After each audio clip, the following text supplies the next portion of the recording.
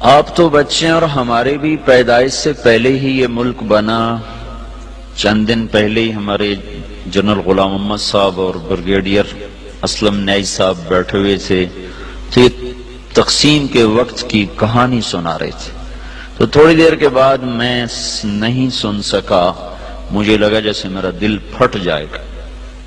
ایسی انہوں نے کہانیاں سنائی. یہ دنیا میں واحد ملک ہے جس کے بنیاد میں گارا اور سیمنٹ نہیں ہے بلکہ 6 لاکھ انسانوں کی ہڈیاں ہیں جس پر اس ملک کو بنایا گیا ہے. ہم تو لوکل لوگ ہیں، مہاجر نہیں ہیں، لہذا ہم نے وہ قربانی نہ دیکھی نہ چکھی. میرے والد صاحب کے ایک دوست تھے، وہ مہاجر تھے جالندھر کے. وہ کبھی کبھی ہمارے ڈیرے میں آیا کرتے تھے، بات کرتے تھے.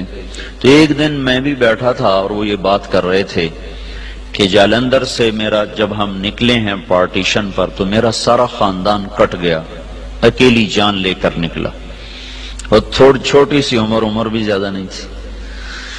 تو دن میں چھپتا تھا کماد کے کھیت میں. اگست میں کماد اچھا خاصا بڑا ہو جاتا ہے، اور رات کو پھر میں سفر کرتا تھا اور مجھے کچھ پتہ نہیں میں کہاں جا رہا ہوں، میری کیا منزل ہے. مجھے صرف ایک فکر تھا کہ میں سکھوں کی تلوار سے بچ جاؤں.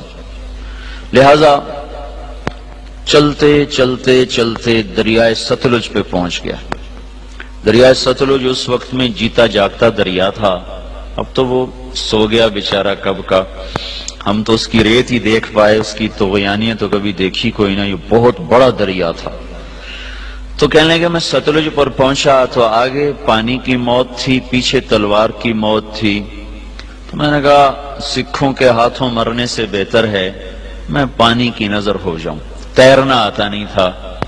کہنے لگے ایک لکڑی اٹھائی، ایک لکڑی مل گئی، لکڑی اٹھائی اور پانی میں ڈالی. میں کہا یا اللہ زندگی ہے تو پار لگا دے. ادھر پاکستان شروع ہو رہا تھا. تو کہنے لگے جب میں تھوڑا سا اندر گیا تو میں کیا دیکھتا ہوں، سارا دریا لاشوں سے بھرا ہوا بہ رہا تھا. لاش کے ساتھ لاش ایسی ملی ہوئی تھی. معصوم بچے، حسین نوجوان، خوبصورت بیٹیاں، بوڑھی مائیں، بوڑھے باپ ایسے جا رہے تھے. اگرچہ وہ منزل کو پہنچ چکے تھے کہ انہوں نے اللہ کے نام پہ قربانی دی، لیکن ہماری نظر میں وہ ایسی منزل کے راہی تھے جس کا آگے پتہ ہی کوئی نہیں ہے. ستلج کی لہریں ان کا کفن بن رہی تھیں اور ستلج کی تہ ان کی قبر بن رہی تھی. یہی کچھ راوی میں ہو رہا تھا، یہی کچھ چناب میں ہو رہا تھا. یہ 3 دریا ہندوستان سے آتے تھے، ان تینوں میں یہ بہ رہی تھی. اپنی تاریخ پڑھتے رہنا چاہیے، اس سے پتہ چلتا ہے ہماری ابتدا کیا ہے اور ہم نے جانا کہاں ہے. بدقسمتی ایسی ہوئی میرے عزیزو کہ اس ملک کو نا اتنی اللہ نے دولت سے نوازا ہے کہ آپ اور ہم اندازہ ہی نہیں کر سکتے. میں مکہ میں تھا، مجھے ایک جیولوجسٹ ملا. وہ کہنے لگا میں اپنے علم کی بنیاد پر کہتا ہوں کہ پاکستان جیسی زمین پوری دنیا میں کسی کے پاس کوئی. اس کو صرف ایک کینسر لگا، وہ بددیانتی کا، خیانت کا، چور بازاری کا اس کو کینسر لگا. اگر یہ اس ملک میں نہ ہوتا تو یہ دنیا میں جنت کا ٹکڑا ہوتا. اور اس ملک کو میرے عزیزو جو لوٹا ہے نا، وہ ان پڑھوں نے نہیں لوٹا، زمینداروں نے، تاجروں نے نہیں لوٹا، بڑے ہائی کلاس پڑھے لکھے لوگوں نے اس کو لوٹا ہے. چونکہ انہوں نے ڈگریاں تو حاصل کی پر انسانیت نہ سیکھ پائے.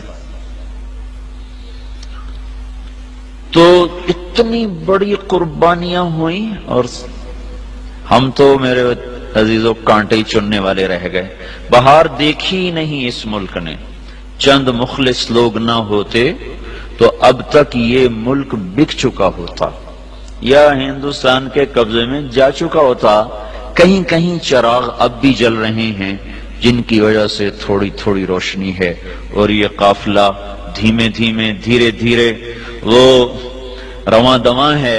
اگر وہ بھی نہ ہوتے تو اس ملک کو تباہ ہونے میں کوئی کسر باقی نہ چھوڑی تھی بددیانت ٹولے نے اور ہائے ضمیر فروش ٹولے نے. اور بدقسمتی یہ ہے کہ وہ سارا انہی اسکولوں کالجوں سے نکلا ہوا ہے، وہ دیہاتوں سے نہیں.